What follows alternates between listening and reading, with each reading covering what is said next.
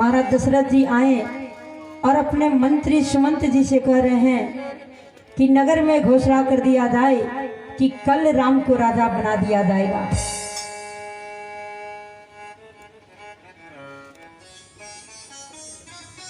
गोस्वामी बाबा बड़े ही सुंदर से उपाय लिखे। सुनत राम अभिषेक सुहावा, बाजे गृह गृह अवध बधावा, गुरु आगमन सुनत रघुनाथा, द्वार आई पद नाय हो माता।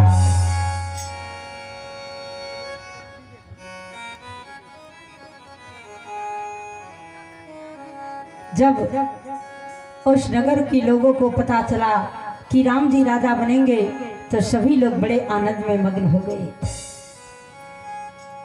घर घर संकीर्तन होने लगे कि राम जी राजा बनेंगे। आहा, इतने अच्छे राजा, हमारे राम जी राजा बनेंगे। वशिष्ठ मुनि राम जी के महल में आते हैं और जब राम जी को पता चला तो द्वार पर आकर के शीश नवाते हैं, उन्हें प्रणाम करते हैं और महल के भीतर ले जाते हैं, सिंहासन पर विराजमान करते हैं। और तब वशिष्ठ मुनि कहते हैं कि राम, एक राजा का क्या कर्तव्य होता है उसे जान लो। प्रजा पुत्र या पुत्री के समान होते हैं। इनके दुख में ही अपना दुख है, इनके सुख में ही अपना सुख है। कभी कभी प्रजा के लिए यदि प्रिय वस्तु का भी त्याग करना पड़े तो उसे भी त्याग कर देना। राम जी कह रहे, गुरुदेव मुझे अच्छे नहीं लग रहे हैं कि अकेले राजा बनाया जा रहा है।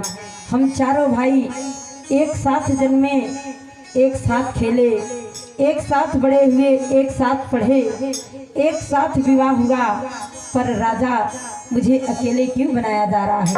क्या हम चारों भाई राजा नहीं बन सकते? तो वशिष्ठ मुनि ने कहा, नहीं, जो योग्यता के अनुसार होता है उसे ही राजा बनाया जाता है। राम जी कह रहे हैं, मुझे इस बात से दुख है कि मुझे राजा बनाया जा रहा है। सुंदर शिक्षा देकर के वशिष्ठ मुनि महल लौट जाते हैं और इधर सभी लोग राम राजा हमारे बनाए जाएंगे।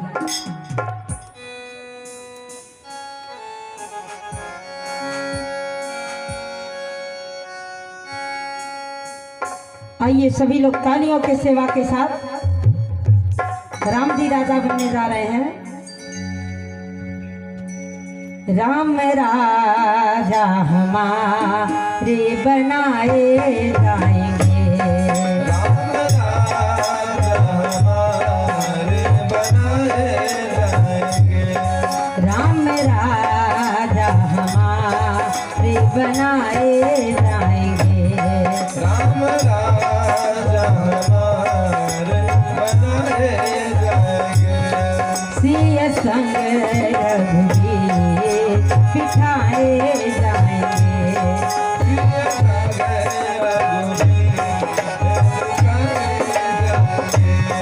सिय संग रघुवीर बिठाए जाएंगे, सिय संग रघुवीर दिखाए जाएंगे, राम राजा हमारे बनाए जाएंगे, राम राजा हमारे बनाए जाएंगे, राम राजा हमारे बनाए जाएंगे, राम राजा हमारे बनाए जाएंगे, सिय संग रघुवीर बिठाए जाएंगे, सिय संग रघुवीर बिठाए जाएंगे। प्रेम से बोलिए भगवान श्री रामचंद्र महाराज की जय। जब इस बात का पता देवताओं को चला तो देवता सब पहुंच गए सरस्वती मैया के पास। मैया हमारी सहायता कीजिए, आप कुछ ऐसा उपाय कीजिए कि जिससे राम जी राजा न बने और उनका वनवास हो जाए। सरस्वती मैया कह रही हैं, ये देवता सब तो बड़े इनके मन में ऐसी बात आ गई, अरे ये देवता सब तो बड़े ऊंचे हैं, पर इनकी सोच इतनी नीचे है। यदि राम जी राजा नहीं बनेंगे और उन्हें वनवास हो गया तो क्या राम जी को कष्ट नहीं उठाना पड़ेगा? सारे देवता हाथ जोड़ करके खड़े हो गए, क्षमा कीजिए मैया, वह मायापति हैं और माया कर रहे हैं। भक्तों के कल्याण के लिए, रावण के वध के लिए उनका अवतार हुआ है। और आप कुछ ऐसा कीजिए कि जिससे जल्द ही उनका वनवास हो जाए। सरस्वती मैया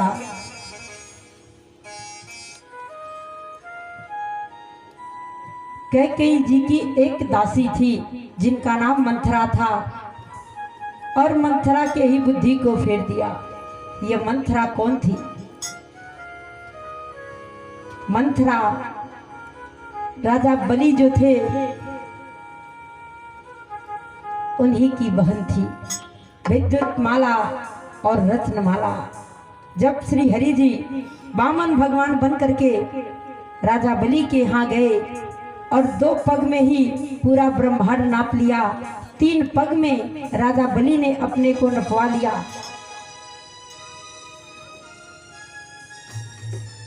और बलि से रात लेकर के वामन भगवान अपने भाई इंद्र को दे दिया। गए तो थे बड़ी सुंदर छवि से, जब रत्नमाला ने देखा तो कहा, ओ इतना सुंदर बालक, ऐसे बालक मेरे हों तो मैं खूब प्रेम दुलार करती। पर जब उनके भाई का राज्य छीन करके अपने भाई को दे दिया तो रत्नमाला ने कहा, अरे ऐसे पुत्र मेरे हो तो मैं अपने स्तन में विष पोत करके इसे मार देती। वामन भगवान ने कहा, तथास्तु। वही रत्नमाला पूतना हुई और विद्युत माला जो थी उसने कहा कि आज जिस तरह से तुम हमारे भाई का राज्य लेकर के अपने भाई को दिया, तो एक दिन ऐसा समय आएगा कि मैं भी तुम्हारा राज्य छीन करके तुम्हारे भाई को दे दूंगी। वही विद्युत माला मंथरा हुई। जब मंथरा ने देखा हर घर में उत्साह हो रहा है, राम राजा हमारे बनाए जाएंगे, तो मंथरा पूछ रही है। गोस्वामी बाबा बड़े ही सुंदर चौपाई लिखे,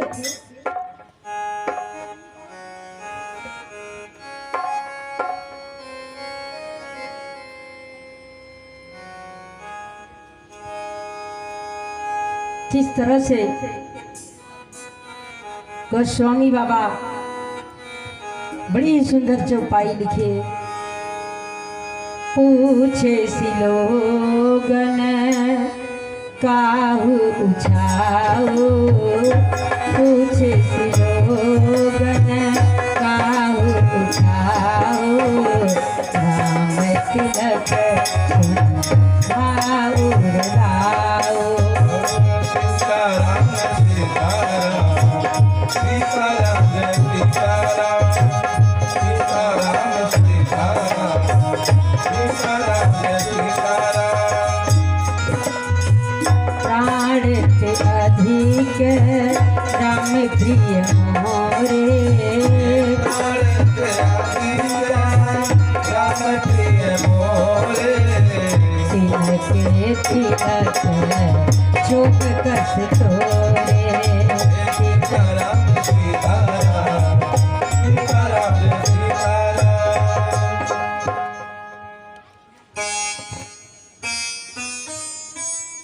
पूछ सिलोगन काह उछाऊ, राम तिलक सुनिभा उर्दाऊ।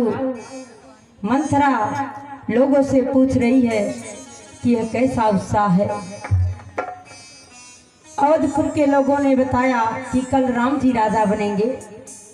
जब यह बात मंथरा ने सुना तो मंथरा का हृदय जल उठा। लंबी सांसें छोड़ते हुए, आंखों से आंसू बहाते हुए तुरंत ही मंथरा रानी कैकेयी के भवन में गई।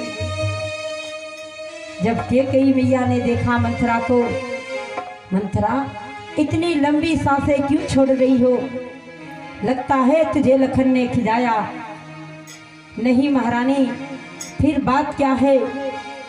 तो आपको नहीं पता है, राम जी राजा बनने वाले हैं।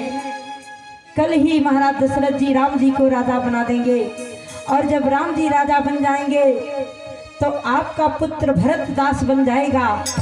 और जो आप इतने ठाट बाट से महारानी बन करके घूम रही हैं, एक दिन ऐसा समय आएगा कि इस महल में झाड़ू पोछा करती हुई नजर आएंगी। कैकेयी मैया ने कहा, ऐ मंथरा, एक शब्द भी तूने इससे आगे कहा तो मैं तेरे जीवा को काट लूंगी। घर फोड़ी कहीं की, घर फोड़ने आई है। अरे प्राण से अधिक मुझे राम प्रिय है, और उसका तिलक होने जा रहा है, तो तुझे दुख क्यों है? कहते हैं गांव में भी लोग ना, कोई दूसरे के घर झगड़ा होता है और उसमें कोई समझाने पहुंच जाता है, तो लोग कहते हैं घर के मंथरा नाइन बलू, घर फोरे आई बलू। भाई भाई आपस में लड़ रहे हैं तो क्या उसी में कोई चढ़ाता है, कोई समझाता है और कोई कुछ कहेगा। तो कुछ लोग कह देते हैं, अरे मंथरा नाइन भैल वाली कि घर फोड़े पहुंची आई वाली। कैकेयी मैया ने भी कहा, कथा बड़े ध्यान से सुनिएगा आप लोग भाई, बातचीत घर पर करिएगा, पर घर की सारी चिंताएं छोड़ करके यहाँ राम कथा सुनिएगा। क्योंकि जो लोग कथा सुनते हैं उनके जीवन से हर व्यथा दूर हो जाती है। कथा बड़े ध्यान से सुनना चाहिए। आइए इसी पर आप लोगों को एक छोटा सा चुटकुला सुना रहे हैं, फिर कथा को आगे बढ़ा रहे हैं। एक ग्राम में शंकर भगवान का मंदिर था और सभी लोग बड़े प्रेम से कथा सुनते थे। भागवत कथा हो रही थी, दिन में भी रात में। जब 2-4 दिन बीत गया तो बाबा ने कहा, ये शंकर भगवान का मंदिर है और यहाँ सभी को कथा सुनने आना चाहिए। गांव वालों ने कहा, सभी लोग तो कथा सुनने जाते हैं, पर एक सेठ और सेठाइन है, वही कथा सुनने नहीं जाते हैं। अब गांव वाले सेठ जी के घर पहुंचे, कह रहे सेठ जी चलिए कथा सुनने। तो सेठ जी कह रहे भगो यहाँ से, तुम कथा सुनने चलिए, कथा सुनने चलिए। अभी कथा सुनने जाएंगे तो व्यास जी कहेंगे दान कीजिए, दान कीजिए, दान कीजिए, तो दान करना पड़ेगा और अपनी पूंजी जो है समाप्त हो जाएगी, भगो यहाँ से तुम लोग। सेठाइन जी बोली, नहीं नहीं, हम कथा सुनने जाएंगे। रात में कथा हो रहा था, सेठाइन जी गई, कथा सुनी, कुछ लेकर के गई थी, दान कर दी। सवेरा हुआ, फिर गांव के लोग पहुंच गए, सेठ जी चलिए कथा सुनने। सेठ जी कह रहे भगो यहाँ से, हम नहीं कथा सुनने जाएंगे। सेठानी जी कह रही है, क्यों नहीं कथा सुनने जाएंगे? इतनी अच्छी कथा हो रही है, अब कथा सुनने नहीं जाएंगे, जाइए पहले कथा सुनने। सेठ जी कह रहे ठीक है, दिन में काम है, रात को कथा सुनने जाएंगे। अब रात को कथा सुनने सेठ जी गए तो कथा पंडाल में सबसे पीछे जाकर के बैठे कि कहीं बाबा का नज़र हमारे ऊपर न पड़ जाए, हम ही से दान न करवाए।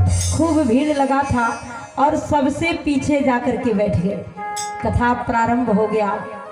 तो जानते हैं कि बहुत लोग होते हैं, जब भगवान की कथा होती है तो उन्हें नींद आने लगती है, और जब सो जाते हैं तो कुछ लोग होते हैं जोर जोर से खरनाटा लगाते हैं। अब जैसे ही बाबा कथा प्रारंभ किए तो उसी कथा पंडाल में सो गए। भाई घर नहीं सोए थे, बहुत लोग होते हैं ना, कथा सुनने जाएंगे तो नींद कथा में ही आएगी, वहीं सो जाएंगे। कथा सुनने आए हैं तो कथा सुनना चाहिए। अब सेठ जी जैसे ही सो गए, कथा हुआ, सभी लोग कथा सुने, आरती हो गई, प्रसाद बट गया, सभी लोग लेकर के अपने अपने घर चले गए। पंडाल सुना था, बाबा भी व्यासपीठ से उतरे और अपने विश्राम कक्ष में चले गए। पूरा पंडाल सुना है, और उसी समय पंडाल में एक कुत्ता आया।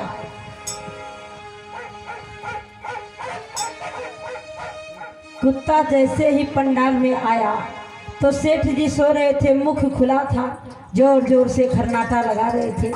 और जैसे कुत्ता आया सेठ जी के मुख में ही पेशाब कर दिया।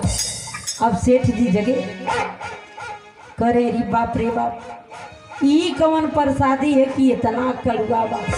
और गांव वाले करे बहुत बढ़िया प्रसाद मिल रहा है, चनामृत बट रहा है, ई कौन चनामृत है कितना कड़वा बा, जैसे बुझाता कि जौनो खैले बानी वो बाहर आ गई।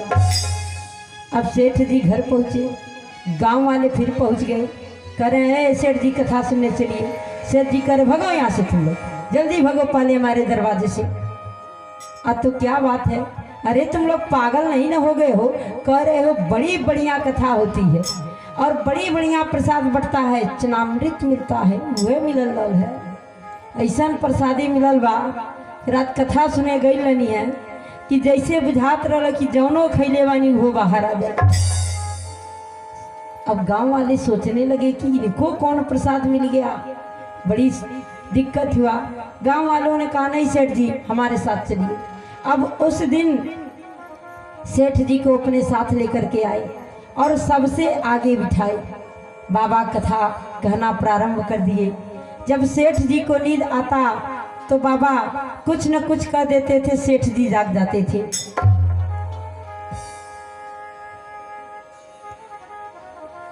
सेठ जी सोए नहीं, कथा हो गया। जब आरती हुई और प्रसाद बटा और सेठ जी को मिला, सेठ जी जैसे ही प्रसाद ग्रहण किए तो कह रहे बाप रे बाप, ई कौन प्रसादी है कि इतना बढ़िया लगता, इतना निम्न। और कलिया कौन प्रसादी मिलल है कि जैसे बुझात रहे कि सब बहरे आ जाए। ये तो पता नहीं था कि कुत्ते ने मुख में पेशाब कर दिया। तो देखिए कुछ लोग दान देने के डर से कथा पंडाल में पीछे बैठ जाते हैं। अरे कोई जोर जबरदस्ती से तो दान नहीं मांगेगा, इसीलिए कथा में सबसे आगे बैठना चाहिए। जहाँ नेता मंत्री आते हों, ट्रेन में पीछे बैठना चाहिए कि कब दंगा फसाद हो जाए ये कोई नहीं जानता। पर जहाँ राम की कथा हो रही है, भगवान की कथा हो रही है, भाई वहाँ तो सबसे आगे बैठना चाहिए। अरे दान देंगे तो आपके खाते में जमा होगा, नहीं देंगे आपके पास परमात्मा ने नहीं दिया है। यदि आप गरीब हैं, पैसा नहीं है, तो आपके पास भाव तो है, भक्ति तो है। भगवान भाव के भूखे हैं, प्रेम के भूखे हैं। भगवान ने आपको इस योग्य बनाया है तो दान अवश्य दीजिए। नहीं आपके पास कुछ भी है तो प्रेम से भगवान की कथा सुनिए, भाव से सुनिए, भगवान आपका भी कल्याण करेंगे। तो प्रेम से बोलिए शंकर भगवान की, भगवान श्री रामचंद्र महाराज की।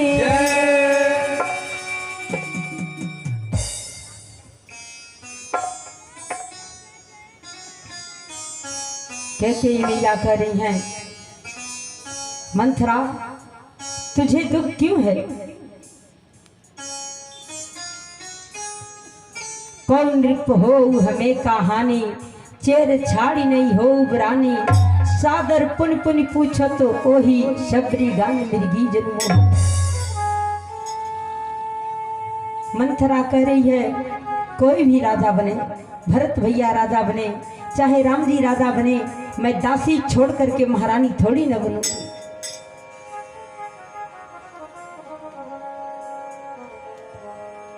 अरे मैं तो आपके भले के लिए कह रही थी, क्योंकि इस महल में एक मैं ही हूँ जो आपका भला चाहती हूँ, पर आप नहीं समझती तो कोई बात नहीं है महारानी। आप तो बड़ी भोली हैं, किसी के भी बातों में आ जाती हैं। महाराज दशरथ जी बड़े चालाक हैं और रानी कौशल्या भी, पर आप नहीं समझना चाहती हैं तो कोई बात नहीं। मंथरा ने ऐसी बात कही